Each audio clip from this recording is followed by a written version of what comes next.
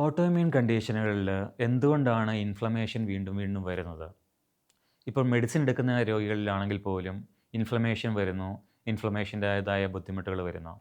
പലതരത്തിലുള്ള anti inflammatory medications ഉപയോഗിച്ച് കഴിഞ്ഞാലും അവർക്ക് ക്വാളിറ്റി ഓഫ് ലൈഫ് കിട്ടുന്നില്ല. അല്ലെങ്കിൽ അവരുടെ സിംപ്റ്റംസ് അഡ്രസ്സ് ചെയ്യപ്പെടുന്നില്ല.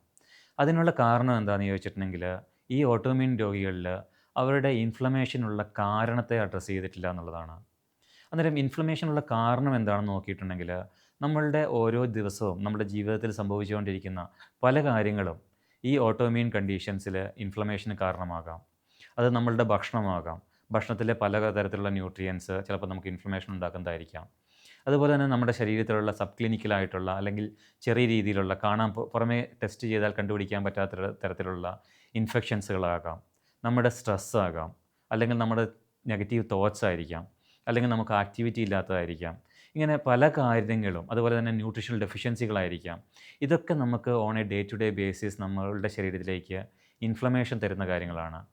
അന്നേരം ഈ കാര്യങ്ങളെ അഡ്രസ്സ് ചെയ്യാതെ നമ്മളൊരു ആൻറ്റി ഇൻഫ്ലമേറ്ററി മെഡിക്കേഷൻ എടുത്തതുകൊണ്ട് മാത്രം നമുക്ക് ഓട്ടോഇമ്മ്യൂൺ കണ്ടീഷൻസിലോ അല്ലെങ്കിൽ ഇൻഫ്ലമേഷൻ റിലേറ്റഡ് ആയിട്ടുള്ള കണ്ടീഷനിലോ നമുക്ക് ഇൻഫ്ലമേഷനെ അഡ്രസ്സ് ചെയ്യാനായിട്ട് സാധിക്കില്ല.